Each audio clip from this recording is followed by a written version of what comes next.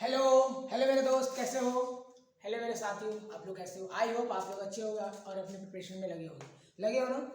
तो जैसे मैंने भी कहा था और अभी भी कह रहा हूँ कि रुकना है मना, अब लगे रहना है, ठीक है ना? क्योंकि हमारा अब वो पिक मूवमेंट है, अब हमारे पास वो बिल्कुल पिक टाइम है जो हम अपने आप को बिल्कुल गिव अप नहीं कर सकते हैं। अगर आप इस व्यू से और इस मोटिवेशन से और इस टारगेट से अपने गोल को अचीव करना चाहते हो तो वेलकम है आपका ग्रेट डायरेक्शन में। अपनी प्रिपरेशन को बिल्कुल कंटिन्यू रखो, इसके लिए आपके आया है, इसके लिए मैं खुद आपके साथ आया हूँ और आपके साथ में कदम से कदम हमेशा मिला के रखूँगा, ठीक ना? इसलिए प्लीज़ आप लोग भी अपना साथ दें, अपना सहयोग दें। सहयोग कुछ नहीं देना है आपको, बस अपनी प्रिपरेशन के लिए कंटिन्यू लगे रहिए, जहाँ भी लगना आपको वहाँ लगे रहिए, सिवाय किसी के प्यार में मत लगिएगा, ठीक ना? बस अपने कामों में लगे हमेशा। तो इसी के साथ आज के लेक्चर ही करते हैं शुरुआत। तो आज का हमारा गोल क्या रहेगा मेरे प्यारे दोस्त, चलो देख लो। आज का जो हमारा गोल रहेगा, दिन हम लोग आज का गोल क्या करने वाले हैं? सबसे पहले ये कोऑर्डिनेशन केमिस्ट्री। कोऑर्डिनेशन केमिस्ट्री है क्या, इंट्रोडक्शन के बारे में जानेंगे, बेसिक समझेंगे। दिन हमारा आज बिल्कुल ज्यादा लंबा लेक्चर नहीं, बल्कि एक शॉर्ट लेक्चर रहेगा और नर्वस सिस्टम पढ़ाया था। नर्वस सिस्टम एक वर्ड बार बार आ रही थी और हर बार आ रही थी, हर बार आ रही थी, बार बार आ रही थी। क्या आ रही थी? कोऑर्डिनेशन। देन आज हम वही केमिस्ट्री में नहीं बोला कि जब भी आप साइंस पढ़ो चीजों को रिलेट करना सीखो। देखो भले वो जियोलॉजी के पार्ट है, तो ये केमिस्ट्री वाले बच्चे मत हो कि हमें क्यों पढ़ा रहे, मैथ वाले बच्चे मत हो जाना। क्योंकि मैंने बोला कि जिस प्रकार हमारा जो बॉडी एक बायो है, तो जो मैथ है ना दिल की धड़कन है मेरे दोस्त। बात समझ आ रहा है ना? मैथ एक दिल की धड़कन है, जो बिना मैथ के कोऑर्डिनेशन बैठेगा ही नहीं आपके लाइफ में। जिसमें बोल रहा हूँ कोऑर्डिनेशन, मैंने बोला कोऑर्डिनेशन नहीं बैठेगा। कोऑर्डिनेशन क्या है, इसमें बायो को थोड़ा सा बैकग्राउंड से आपको समझाता हूँ। तो कोऑर्डिनेशन क्या, आपकी ताल में बैठा हूँ तो कोऑर्डिनेट करना, कोऑर्डिनेट कर रहा हूँ। देन जो हमें बायो, देन जो हम आज केमिस्ट्री में कोऑर्डिनेशन केमिस्ट्री पढ़ने वाले मेरे प्यारे दोस्त, ये कोऑर्डिनेशन केमिस्ट्री क्या बता रहा है? अभी हम जो भी रिएक्शन पढ़ेंगे, जो भी मेटल्स के बारे में पढ़ेंगे, जो भी मतलब अदर्स हम जो भी रिएक्शंस पढ़ने वाले हैं, इसमें कई सारे मेटल्स इन्वॉल्व होंगे, कई सारे एलिमेंट्स इन्वॉल्व होंगे, वो एक दूसरे से क्या करें? कोऑर्डिनेट कर रहे हैं और कोऑर्डिनेट करके ही आगे की ओर बढ़ रहे हैं। इस तरह हम लोग इस कोऑर्डिनेशन के इसमें पढ़ेंगे। जैसे आपको मैं कुछ एग्जाम्पल से समझाता हूँ, आपको ज़्यादातर समझ में आएगी बातें। बात समझ आ रहा है ना? जब भी हम केमिस्ट्री के बारे में सोचें, केमिस्ट्री के बारे में जब ध्यान आता है, तो चीज़ों को हम बायो में उस चीज को हम वही फॉर्म में बोलते हैं, केमिस्ट्री की चीज में हम क्या बोलते हैं? रिएक्शन के फॉर्म में बोल रहे हैं। हम किसी को जो कंपाउंड्स के नेम बोल रहे हैं, उसको उस नेम के बल्कि नाम नहीं बल्कि उसकी सिंबल में बोल रहे हैं। जैसे हाइड्रोजन, जैसे आप ये सारी चीजें आप लोग जानते हो, आप बेसिक सारा क्लियर ही होगा। कि बस मैं आपको ये बातें ये बताना चाह रहा हूँ। जैसे कोऑर्डिनेशन केमिस्ट्री की बात है, तो देर क्या होगी? रिएक्टेंट या रिएक्शन जो भी है क्या कोऑर्डिनेट करेगी, ये एलिमेंट्स की कोऑर्डिनेशन होगी। देखो कैसे, जैसे मैंने एग्जाम्पल्स लिया आपके लिए, ध्यान से देखिएगा। जो एग्जाम्पल्स आप देख पा रहे हो, HCl। अब आप लोग, ये तो सिंपल एग्जाम्पल है, HCl प्लस NaOH। HCl क्या एक एसिड है, सबको पता है, पता है ना? ऐसा तो नहीं बात है कि नहीं पता है, पता ही होगा। और NaOH क्या है? बेस है। तो जो मैंने एसिड और बेस को जो मैं क्या कर रहा हूँ, दोनों को मैं मिला रहा हूँ, दोनों की रिएक्शन करा रहा हूँ मैं। बात समझ में आ रहा है? तो हमारे में जो प्रोडक्ट आ रहा है निकलकर, वो क्या आ रहा है? NaCl plus H2O। NaCl plus H2O आ रहा है। अब क्या होगा, इसमें ध्यान से देखिएगा, मैंने लिख दिया, अब आप समझिएगा। तो रिएक्शन जानते ही है, इसमें से क्या होगा? NaCl बाहर निकल जाएगा, NaCl बाहर निकलेगा, Na और Cl बाहर निकला, तो क्या हाइड्रोजन बचा और ये OH मतलब एक ऑक्सीजन और एक हाइड्रोजन और बचा, इसलिए तो वाटर बन गया, वाटर बाहर निकल के आ गया। आ रही बात समझ में? इस प्रकार से अब मैं आपको ये बता रहा हूँ कि NaCl क्या एक सिंपल सॉल्ट है, एक सिंपल क्या है? सॉल्ट है, एक सिंपल सॉल्ट है। आप लोग जो हम लोग यूज करते हैं, ये क्या एक सिंपल सॉल्ट है। NaCl एक सिंपल सॉल्ट है। तो जब एसिड और बेस क्या होते हैं? मिक्स होते हैं, तो क्या बन रहे हैं? आपको पता चल रहा है क्या बन रहे हैं? सॉल्ट बन रहे हैं। एसिड बेस को मिक्स करने पे क्या बनते हैं? सॉल्ट बनते हैं और वाटर बाहर निकल जाता है। इस प्रकार ऐसे हो रहे हैं। अब मेरी बात को और समझिएगा। जैसे हम जो सीरीज पढ़ेंगे, ये 3D, जो 3D सीरीज है, आप लोग एलिमेंट्स में पीरियोडिक टेबल में आपने पढ़ाई होगा। तीसरी के बारे में हम जो हम लोग सॉल्ट के बारे में पढ़ते हैं, एसिड बेस और सॉल्ट। हमारे पास 3 कंपाउंड्स हैं, हम ऐसे पढ़ते हैं ना, एसिड बेस और सॉल्ट। तो ये सॉल्ट जो निकल रहा है एक सिंपल सॉल्ट, वही 3D सीरीज में हम लोग सॉल्ट के बारे में ही कोऑर्डिनेशन केमिस्ट्री में पढ़ते हैं। उसके तालमेल मतलब उसकी कोऑर्डिनेशन के बारे में पढ़ते हैं हम, कैसे कोऑर्डिनेशन जहां वो इनकम्प्लीट है उसको कंप्लीट करके आगे भेजेगा। गेटिंग है, मेरी बात समझ में आ रहा है ना। इस चैप्टर को हम ये सारी चीजों का ऑब्जर्व करेंगे और जानेंगे। देन अब सेकंड देखो एग्जांपल्स, चीजें समझ में आ रही है ना, ज्यादा कोई दिक्कत तो नहीं है ना, बस बिल्कुल मैं आज सिंपल बातें बता रहा हूँ, आप अगर फोकस करोगे तो हर चीज पूरी समझ में आने वाली है आपको। सेकंड क्या आपको कह रहा है कि HCl, फिर मैंने लिया और आप क्या लिया KOH, मैंने लिया HCl और लिया क्या KOH। अब बताओ मुझे, फिर वही आपके साथ कंडीशन आएगी, निकालेंगे इससे तो क्या आ जाएगा, आप देख सकते हो ध्यान से, क्या आ जाएगा K और ये Cl, KCl और प्लस वही जो मैंने आपको बताया, फिर वाटर निकल जाएगा H2O। अब ध्यान से देखो, KCl जो है वो क्या है, मतलब इसमें जो K है क्या एक फ्री रेडिकल है, इसलिए तो मैंने लिखा है कि रेडिकल नेचर शो करेगा। अब जब ये फ्री रेडिकल है मतलब रेडिकल नेचर शो कर रहा है तो क्या KCl क्या बताओ, बेस है एसिड है, बोलो तो KCl क्या एक बेस है, तो इस बोलेंगे ना कि बेसिक, ये जो है बेसिक क्या कर रहा है, रेडिकल शो कर रहा है, ये बेसिक रेडिकल क्या कर रहा है, शो कर रहा है, बेसिक रेडिकल। देन ये वाटर जो है, वाटर क्या शो कर रहा है, तो वाटर जो शो करेगा वो एसिड रेडिकल शो करेगा, ये वाटर क्या एसिडिक रेडिकल शो करेगा, एसिडिक। मेरे भाषण में आ रहा है, एसिडिक नेचर क्या करेगा, या रेडिकल है तो रेडिकल शो करेगा। यहाँ तक मेरी बात समझ में आई, बिल्कुल मैंने सिंपल बात बताई है, कोई ज़्यादा डिफिकल्ट नहीं है। बस ये तो एग्जाम्पल्स आपको क्या बताइए कि जब भी हम दो सबस्टेंट को जो हम रिएक्ट करा रहे हैं तो प्रोडक्ट देखो क्या आ रहा है, वो क्या है, एसिड या बेस आ रहा है।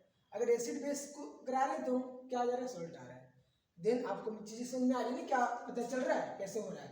तो ऐसे ही तो आपको रिएक्शन आता ही है, जैसे मैंने आपको पहले बताया कि खुद ये क्या हो जाएगा, K आ जाएगा और KCl तो मिल जाएगा KCl और KCl बेसिक नेचर को शो करता है और वो रेडिकल खुद वो फ्री रेडिकल मतलब बोलो तो ये इसमें इन्वॉल्व हो जाएगा। देन ये वाटर एसिडिक नेचर शो करेगा, इनकी एसिडिक रेडिकल है, ठीक।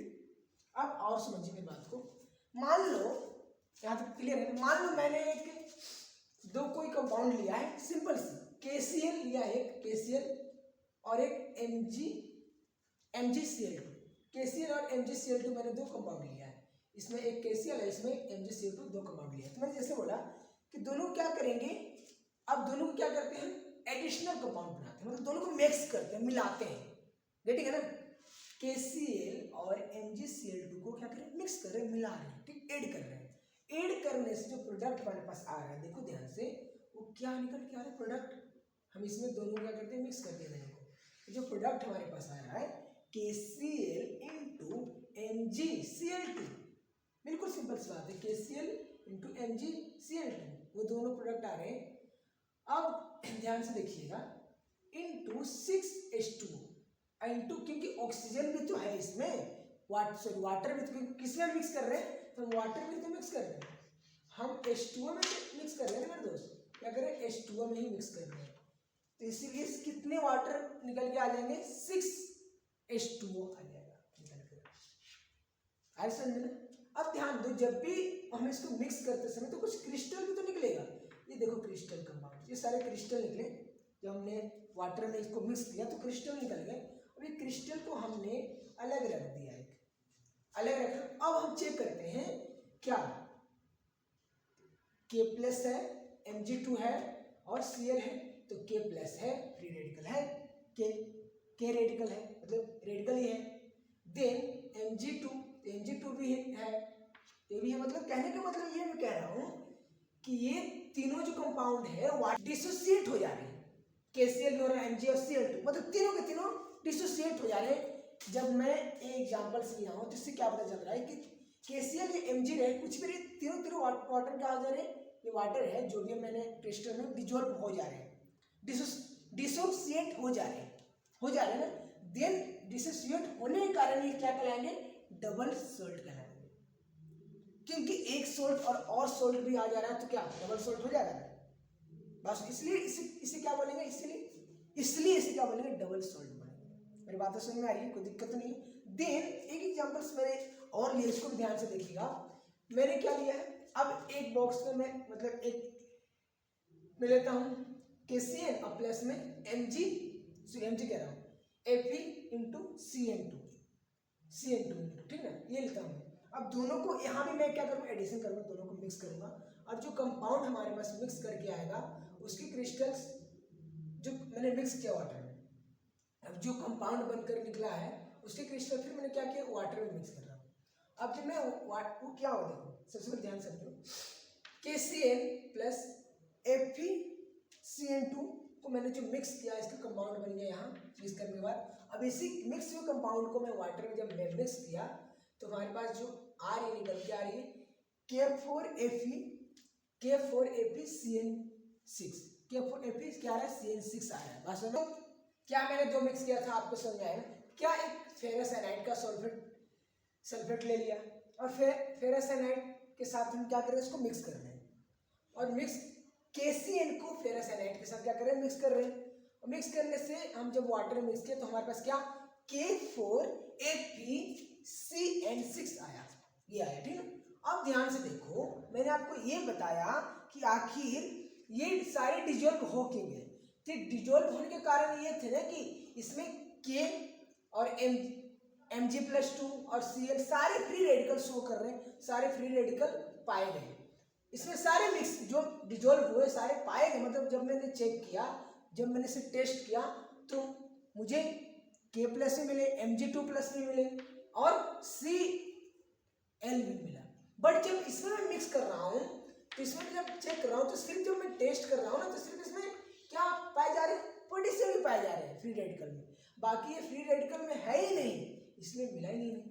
ये गए कहाँ, तो ये क्या हो, इसमें मिक्स ही नहीं हुए, इसमें मिक्स तो हुए बट इसमें दिखाई नहीं दे रहे हैं। क्या नहीं दिखाई दे रहे हैं, Fe2+Ca- दिखाई नहीं दे रहे हैं, नहीं दिखाई दे रहे। तो ये हुआ कैसे, क्या हो आप समझिएगा। तो जब भी मैंने लिया K4FeCN2 K4FeCN6, ठीक है। अब जब इसको जब रिएक्ट किया गया तो क्या वो निकल के आ गया, ये जो K4 है ना, सॉरी 4K है पोटेशियम, वो बाहर निकल गए और जो कंपाउंड ये बचे ये अपने अलग आ गए इस प्रकार से। इसीलिए इसे जो मैं टेस्ट कर रहा हूँ ना, सिर्फ क्या मिल रहे हैं हमें, K4 ही मिल रहे हैं, बोले तो पोटेशियम ही मिल रहे हैं, सिर्फ K ही मिल रहा है और बाकी। इसलिए तो मैं लिखा हूँ, ध्यान से देखो कि वाटर में क्या हुआ, वाटर में डालने पर इसको जब K4 ये जो कंपाउंड्स को मैंने वाटर में डाला तो डिजोल्व नहीं हुए कंपाउंड्स, ये कंपाउंड्स क्या हुए हमारे पास, डिजोल्व हुए ही नहीं, वाटर में डिसोसिएट नहीं हुए। जब डिसोसिएट नहीं होगा तो क्या फ्री रेडिकल शो नहीं करेगा, फ्री रेडिकल नहीं शो करने के कारण डिसोसिएट हुए नहीं।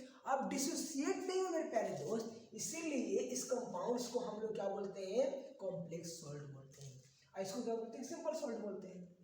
बात आ रही समझ में। इसीलिए कॉम्प्लेक्स सॉल्ट के बारे में इस चैप्टर में पढ़ना है। आपको मैंने बताया था ना कि वो ऐसे सॉल्ट जो कॉम्प्लेक्स मतलब जो मिक्स मिल नहीं रहे हैं, जो जिनकी कोऑर्डिनेशन हो नहीं रही है, जिनकी जो कोऑर्डिनेट होकर एक दूसरे से रिएक्ट नहीं हो पा रहे हैं, उनकी रिएक्शन कंप्लीट नहीं हो पा रही है, वही इस चैप्टर में हम लोग पढ़ने वाले हैं। तो हम क्या पढ़ने वाले हैं, बात समझ आई आपको, कॉम्प्लेक्स सॉल्ट के बारे में पढ़ने वाले हैं, ठीक है।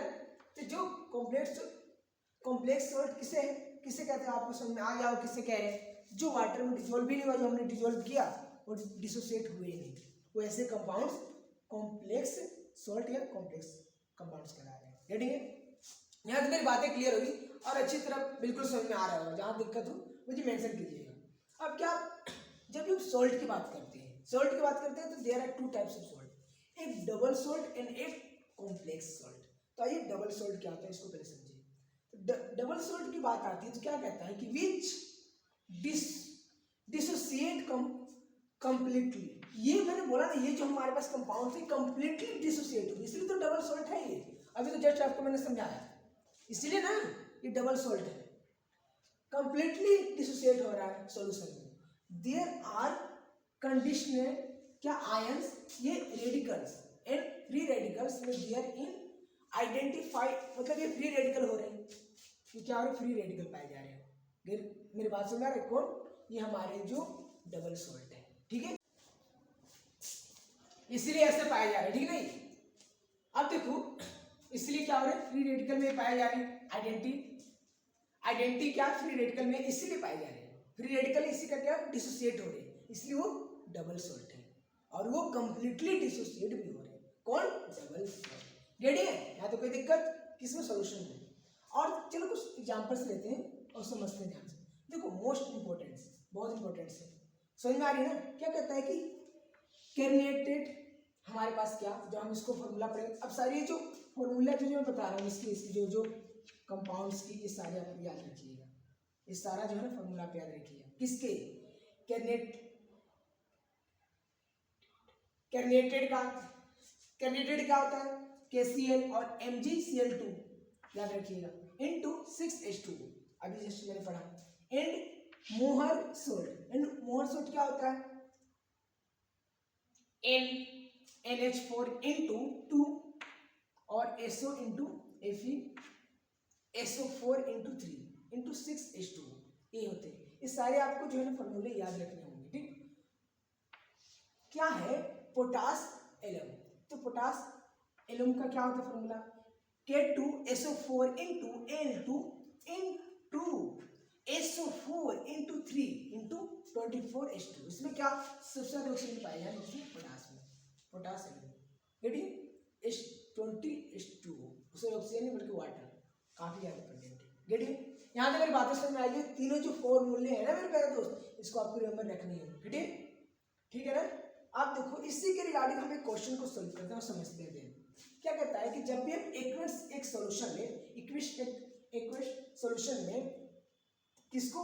Potash alum will give test, हम पोटास को टेस्ट करेंगे, पोटास है कितना। हम एक सॉल्यूशन लेते हैं, उसको पोटास को चेक करते हैं, ठीक? जो पोटास का फॉर्मूला है उसको राइट डाउन कर देंगे, मैंने कर दिया है, लिख दिया ना। अब इसके बाद हमारे पास अब जो MgSO4, अब MgSO4 और M2SO4 देखो अब ध्यान से आप मुझे बताओ, जब हम इसमें एक एक्वस सॉल्यूशन हमारे पास है, एक्वस सॉल्यूशन हमने ले लिया है, देखो एक्वस सॉल्यूशन ये हमारे पास है। अब इसमें हम जब ले चुके हैं, जिसमें क्या करना है? पोटास एल्बम का टेस्ट दिया हुआ है, उसको अब देखना है कितना दिया पोटास एल्बम का टेस्ट। अब बता सकते हैं? मुझे बताओ पोटास एल्बम का टेस्ट क्या होगा इसमें, मुझे बताओ क्या होगा? कि इसमें तो कौन कौन डिजोल्व हो गए मैं पूछ रहा हूँ। इसमें पोटास एल्बम मतलब डिजोल्व होंगे कौन कौन, बोलो तो? डबल सॉल्ट क्या क्या है इसमें, यही पूछना चाह रहा हूँ। बता रहे सुन, बताओ। K plus Na plus SO4 -2 ऐसे L प्लस 3 या NH प्लस 4, बताओ जल्दी जल्दी से बताओ। एक हमारे पास क्वेश्चन है, हम इसको करते हैं सॉल्व। देखो क्या कहते हैं कि CuSO4 व्हेन रिएक्टेड, एक हमने क्या लिया है? CuSO4 किससे रिएक्ट कर रही है? KCN से जब फॉर्मेट कर रही है, फॉर्म हो रही है, तो क्या हो रही है? CuCN जब फॉर्म हो रही है तो क्या रिएक्टेड इसको किस में मिलाया जा रहा है? एक सोलूबल में। इन सोलूबल में क्या किया जा रहा है? वाटर के साथ इन्हें डिजोल्व किया जा रहा है, मिक्स किया जा रहा है। इट इज सोलूबल इन एक्सप्रेस, जब एक्सप्रेस हो रही है तो KCN due to formation of the phloem, तो KCN कौन सा फॉर्मेशन बनाएगी? कॉम्प्लेक्स, कौन सा कॉम्प्लेक्स बनाएगी? KCN, ठीक है? KCN पूछ रहे, KCN कौन सा कॉम्प्लेक्स क्या करेगी? बनाएगी, किसके साथ? CuSO4 के साथ मिलकर। तो CuSO4 के साथ मिलकर आपने पढ़ा ही होगा 12th में, पढ़ा है ना? अब देखो क्या होता है इसमें, होता क्या है कि सबसे पहले CuSO4 हमने ले लिया। CuSO4 किसके साथ रिएक्टेंट कर रहे हैं? किसका हम रिएक्टेंट करा रहे हैं? CNS साथ रिएक्टेंट करा रहे हैं, तो हमारे पास जो कंपाउंड आएगा क्या आएगा? आप बताओ, तो खुद तो बोल रहा है कि क्या आ रहा है? CuCN, तो Cu और CN इंटू आ रहा है, ठीक है? देन ये हमारे पास कंपाउंड आ रहा है जब हम ये दोनों को रिएक्टेंट करा रहे हैं, ठीक है ना? बात समझ आ रही? अब देखो ध्यान से, जब ये रिएक्टेंट होने के बाद आप ध्यान से समझिएगा मेरी बात को। CuCN क्या हो रही है? CuCN प्लस इसमें से CuCN अलग और 2 है ना, तो CN2 अलग आ जाएगी। अब आप समझ सकते हो CN2 एक क्या है? सूडो हाइड्रोजन है। आपने पढ़ा होगा, हाइड्रोजन फैमिली वाले पढ़ा होगा। ये क्या है? हमारे पास एक सूडो हाइड्रोजन है, बोले तुम किसकी बात कर रहे हो, कार्बन की बात कर रहे हो। यहाँ जो क्या है सूडो हाइड्रोजन है, सूडो हाइड्रोजन है, ठीक है। ये सूडो क्या हाइड्रोजन है, बस समझ में आ रहा है कि सूडो हाइड्रोजन है, ठीक है। ये क्या है pseudo hydrogen, sorry pseudo hydrogen नहीं बल्कि हाइलोजन, सॉरी सूडो क्या है हाइलोजन है, बट मेरी बात समझ में आ रही होगी। अब ये आपने पढ़ा ही होगा 12th क्लास में, सूडो हाइलोजन है। तो देख जैसे सूडो हाइलोजन है तो ये रिएक्टेंट होने के बाद एक्सक्रेस जो हम करेंगे क्या है एक्सक्रेस करेंगे, केस किस में करेंगे, केसीएल में करेंगे। तो हमारे पास कौन सी प्रोडक्ट मिलेगी, देखो प्रोडक्ट में क्या मिल रही है आप देख पा रहे हो, देख पा रहे हो क्या मिल रही है, बोलो दिखाई दे रहा है क्या। देखो अब यहाँ से जब रिएक्टेंट होगी तो सिंपल सी बात है, हमारे पास पोटेशियम जो है के वो निकल गया जी K3 आ गई। इसके बाद Cu और इनटू, और जब ये क्या 2 है तो 2 × 2 डबल हो जाएगा ना, क्या CL4 आ गया हमारे पास कंपाउंड्स। हमारे पास आंसर हो जाएगा ऑप्शन नंबर कौन सा, ऑप्शन नंबर बोलो तो डी, ठीक है। आगे बात सुनिए कैसे रिएक्टेंट होकर कैसे आया, ई इनसॉल्युबल में कैसे सॉल्युबल हुआ। तो ऐसे हमारे पास क्वेश्चंस आते हैं कॉम्प्लेक्स सॉल्ट के, आपने 12th में ऐसे किए हैं क्वेश्चन। तो और भी क्वेश्चंस और भी कॉन्सेप्ट में अच्छी तरह क्लैरिटी के लिए आप लोग बिल्कुल अपने सही डायरेक्शन में अपने आप को पुश करो और अपने डायरेक्शन को बिल्कुल तो फिक्स करो, ये मैं पहले बोल रहा हूँ, जल्दी से अचीव। तो हमारे गोल आज ये रहेगा, जैसे हमने आपको कोऑर्डिनेशन बताया, कोऑर्डिनेशन केमिस्ट्री होती क्या है उसकी बेसिक चीज बताई जो आपके लिए बहुत जरूरी थी। अगर आप 0 पॉइंट से भी अगर चैप्टर को देख रहे हो, आपको कुछ नहीं आता केमिस्ट्री का, इन ऑर्गेनिक का कोई पार्ट नहीं आता, अगर देन आप इस लेक्चर को देखते हो, मैं ये वादा करता हूँ चाहे वो नीट के बच्चे हो या सीयूटी के बच्चे हो या अदर IIT या सी या जेई के बच्चे हो, किसी भी स्ट्रीम के बच्चे हो, किसी भी टारगेट कर रहे हो अपने गोल को पाने के लिए, तो ये लेक्चर आपके लिए बहुत ही यूजफुल होने वाला है। बस शिद्दत से आप लोग इसे देखें और इसे क्या करें, यूटिलाइज करें अपने प्रिपरेशन में। चलो तो स्टार्ट करते हैं। क्या है कि जब हम बात करते हैं तो कुछ इंपॉर्टेंट कंपाउंड्स को हम देखते हैं। देखिए इंपॉर्टेंस टर्मिनोलॉजी, जब भी हम लिखते हैं कोऑर्डिनेशन में इस प्रकार हम ऐसे लिखते हैं तो इसका मेन्स क्या है सर, इसका लिखने का पर्पस क्या है। जैसे मैंने लिखा है K4 into Fe into 6, मैंने बड़ा ब्रैकेट को ओपन किया, फिर लास्ट में क्या करते हैं बिग वाले ब्रैकेट को क्लोज कर दिया, इनटू क्या 6 होल ट्वाइस 6, गेट इट। अब ये होता क्या है, मैंने तो फॉर्मूला के रूप में तो लिख दिया, एक फॉर्मेट के रूप में लिख दिया, किस किस को क्या कहते हैं, हम इसको क्या कहेंगे, हम इसे क्या कहेंगे, इसे क्या कहेंगे। अगर मान लो Fe प्लस कोई चार्ज रहे या एनीबॉडी कुछ भी रहे, किसको Fe की बात कर रहा हूँ, Fe यानी कि आयरन होता है तो जानते ही, कोई भी कुछ रहे तो उसको क्या बोलते हैं ऑक्सीडेशन है। अगर कुछ भी Fe पर चार्ज आएगी या कोई भी कंपाउंड्स रहेगी तो ऑक्सीडेशन क्या होगी, सेंटर ऑफ मास की जो स्टेज होगी, किसकी सेंटर ऑफ मास, जो हमारे एटॉमिक स्ट्रक्चर एटॉमिक कोई भी एलिमेंट्स हो उसकी सेंटर ऑफ मास को डिनोट करिए, किसको, एक रिडक्शन हो रही है ऑक्सीडेशन थी, ऑक्सीडेशन क्या करती है, शो करती है जो भी इस पे चार्ज रहेगी, ठीक है। आर्गेटिव पॉइंट मेरे पास में, ये तो K4 क्या है, K4 जैसे दिया दे रखा है, K4 है क्या, तो आइसोलेशन स्पेयर या एंट्री बोल सकते हैं, आइसोलेशन या स्पेयर है जो एंट्री कर रही कंपाउंड्स में, या तो एंट्री बोल सकते हैं या इसके अदर नाम क्या है, काउंटरिंग आयंस, मतलब काउंटरिंग आयंस है। K4 क्या है, काउंटरिंग आयंस है जो एक कंपाउंड्स को बना रही है, एक फॉर्मेट को बना रही है, कंपाउंड्स को बना रही है, ठीक है, गेट इट। अगर बात करो सेंटर ऑफ मास, मतलब सेंटर मास ऑफ एटॉमिक है क्या, तो ये तो आप तो देख रहे हैं एक एटम्स है, एटम्स क्या सेंटर ऑफ मास है, सेंटर मास ऑफ एटम्स, ये आपको दिखाई दे रहा है ना, C for centre, M for mass और A फॉर एटम, ये सेंटर पे इसलिए सेंटर एटम है, ठीक है, गेटिंग है।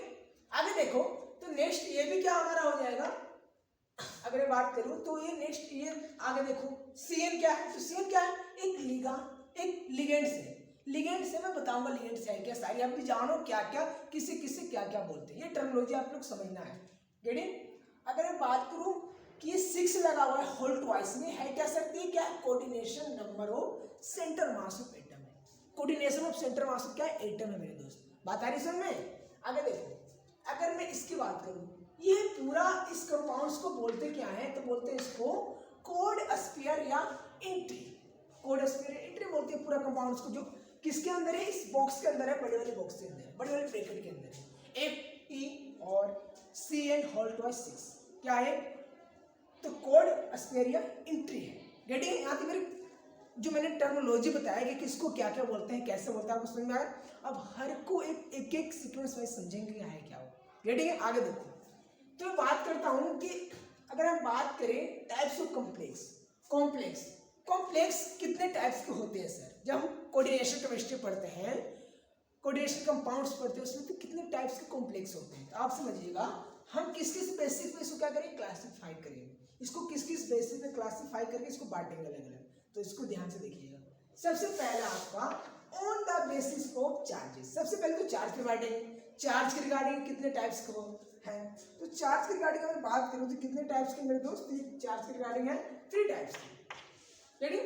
First number cationic complex, second number anionic complex and neutral. Cationic बोलो तो प्लस, एनायनिक बोलो तो माइनस, एंड न्यूट्रल बोलो तो जीरो। समझ में आ रहा है?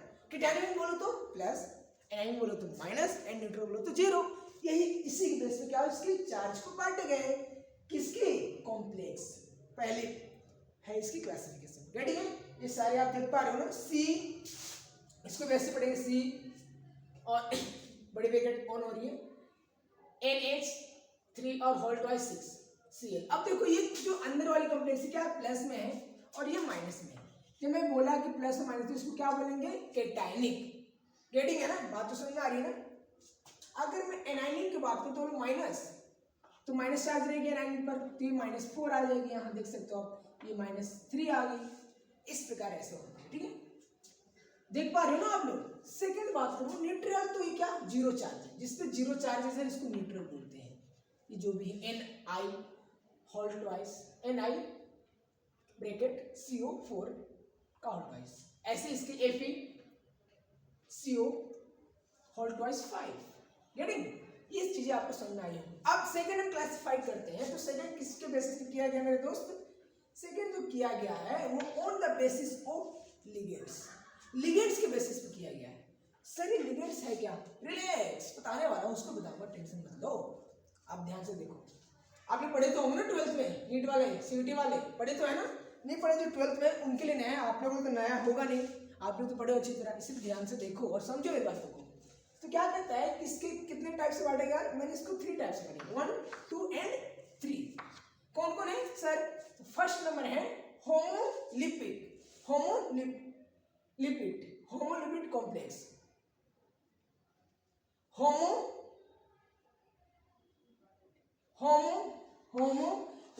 कॉम्प्लेक्स है। इसके मतलब ये बोल क्या रहा है कि all ligands are same, all ligands are क्या, same, all ligands are same. सारे जो लिगेंड्स हैं सेम रहेंगे, उसको क्या बोलेंगे, होमोलिपिड। होमो क्या बोलेंगे, लिपिड बोलेंगे, लिपिड। अब देखो जैसे में ये, जैसे देख सकते हो K4Fe CN को होल ट्वाइस, अब ये CO और ये भी देखो CO, तो ये है कॉपर, ये है कार्बन। ऐसे आप समझ सकते हो, मतलब लिगेंड जिसके सेम रहेंगे, आपको बताऊंगा लिगेंड्स क्या है, ऐसे आप समझ सकते हो। लिगेंड्स जो इसके होल ट्वाइस में अंदर रहेंगे, इसको आप नोट करो, तो लिगेंड्स क्या रहेंगे, सेम रहेंगे, आप देख सकते हो। तो इसको क्या बोलेंगे हम, होमो मतलब सेम ऑफ लिपिड्स कॉम्प्लेक्स। ठीक है, रेडी है? यहाँ पे बातें समझ में आ रही है ना मेरे प्यारे बच्चों। नेक्स्ट बात करते हैं हेट्रोलिपिड। हेट्रोलिपिड कॉम्प्लेक्स क्या है, जिसके डिफरेंट लिगेंड रहेंगे, अलग अलग लिगेंड प्रेजेंट रहेंगे, डिफरेंट टाइप्स। जैसे देख सकते हो ये सारे क्या है, डिफरेंट यानी कि अलग अलग लिगेंड्स हैं। ये देखो, ये देखो, ये देखो, सारे क्या है, डिफरेंट अलग अलग लिगेंड्स हैं। इसी को देखो वहां से डिनोट कर सकते हो कि लिगेंड है क्या, जो इसके अंदर रहेगा वो लिगेंड्स है। वो क्या होंगे, डिफरेंट होंगे तो होंगे हेट्रो, और सेम होंगे तो होमो। गेटिंग है ना, होमोलिपिड। अब मैं बात करूं कि अब जो हमारे थर्ड नंबर क्या है, इम्परफेक्ट। इम्परफेक्ट कॉम्प्लेक्स है क्या, तो इम्परफेक्ट का मतलब जिसका नाम ही है इम्परफेक्ट, इनको परफेक्ट ही होगा कि इम्परफेक्ट होगा, इम्परफेक्ट होगा ना। हाँ, अब समझ में आ रही है। जैसे आप हो अभी इम्परफेक्ट हो, परफेक्ट हो किसी के लिए, सर हम तो नहीं जानते हम कैसे हैं, तो जानो ना, वही तो बता रहे, इसलिए परफेक्ट बनना सीखो, इम्परफेक्ट बनना नहीं सीखो। तो क्या करता है, इम्परफेक्ट रहे। जैसे एग्जाम्पल से आप देख सकते हो, क्या CD+2 KCl एक्वेरियस में है, NCD, अब इससे रिएक्शन कर रहा है, एक्सप्रेस जा रहा है KCl से, तो क्या प्रोडक्ट दे रहा है मेरे दोस्त, आप देख सकते हो प्रोडक्ट क्या दे रहा है, K2, क्या दे रहा है, K2CdCl4 दे रहा है प्रोडक्ट। और जब इससे रिएक्टेड होगी तो क्या ये जो प्रोडक्ट है ना, ये ही वाली प्रोडक्ट क्या है, इम्परफेक्ट कॉम्प्लेक्स है, ये जो दे रहा है इम्परफेक्ट है, ना कि परफेक्ट है। समझ में आ रही है? तो H2SO4 ट्वाइस में, अब ये क्या है, KDS क्या है, येलो, क्या देगा, येलो देगा प्रोडक्ट, येलो प्रोडक्ट क्या वो देगा। बात समझ में आ रही है? KD पक्का समझ में आ रहा है ना? देन अगर परफेक्ट की बात करें हम, तो परफेक्ट इसमें है नहीं, क्योंकि ये क्या है, इम्परफेक्ट, इसलिए तो येलो दे रहा है। अगर ऑन द बेसिस ऑफ, अगली बात करेंगे, on the basis of dissociation. अब डिसोसिएशन के बेस पर क्या होगा, सिर्फ एक है, वो है परफेक्ट कॉम्प्लेक्स। समझ में आ रही बातें, कोई दिक्कत नहीं है ना? डिसोसिएशन के बेस पे क्या होगा, परफेक्ट कॉम्प्लेक्स है, जो सिर्फ एक है। अब देखो यहाँ से जैसे सेमी रिएक्शन हो रही है, अब देख सकते हो सेम रिएक्शन है, बट ये क्या हुई, अब ये जो प्रोडक्ट मिल रहा है, ये परफेक्ट प्रोडक्ट मिल रहा है मेरे दोस्त, ये क्या हो रही है, मिल रही है, क्या हो रही, परफेक्ट प्रोडक्ट मिल रही है, जो दे रहा है, ये दिखाई दे रही है। ये देखो, ये जो प्रोडक्ट आ रहा है मेरे दोस्त, यही क्या है, परफेक्ट प्रोडक्ट आ रही है, क्या, K3Cu का होल ट्वाइस 4, ये जो है ना, ये प्रोडक्ट क्या है, परफेक्ट कॉम्प्लेक्स है, बल्कि ये है जो इम्परफेक्ट है, बल्कि ये क्या है, परफेक्ट कॉम्प्लेक्स है। तो ऐसे ही अगर बात करूं इसको H2O, अगर सेमी यही मेथड से मैं इसको क्या करूं, रिएक्शन कराऊं, तो ये ब्लैक होगी, और ब्लैक होगी तो प्रोडक्ट क्या होगा, इम्परफेक्ट हो जाएगी, इसलिए ये नहीं होगा, देनी परफेक्ट यहाँ तक आएगी। अरे सही है ना मम्मी, मेरी बातें समझ में आ रही है ना, या जल्दी जल्दी हो रही है चीजें? अगर जल्दीबाजी हो रही तो समझिएगा, आपको दिक्कत होगा तो कमेंट जरूर कीजिएगा, बताइएगा। तो यहाँ तक आई हो मेरी बात समझ आई कि टाइप्स ऑफ हमारे जो कॉम्प्लेक्स होते हैं, क्या क्या होते हैं, कैसे कैसे होते हैं। अगले में हम लोग पढ़ेंगे लिगामेंट्स और कई सारी चीजों को पढ़ने वाले हैं, इसलिए प्लीज आप लोग रुके नहीं, अपनी जर्नी बिल्कुल कंटिन्यू चलते रहे और अपने प्रिपरेशन को अच्छा बनाते रहे। इसलिए मिलेंगे फिर अगले डे, तब तक के लिए टाटा बाय बाय, अपने विजय पथ में आगे बढ़िए, हर सब्जेक्ट में विजय को हासिल करने के लिए, ठीक है? अब मोटिवेशन अपने अंदर डालिए और मजा लेकर पढ़िए, और आते हैं अगले पथ को विजय बनाने के लिए हम आपके साथ। Tata bye bye.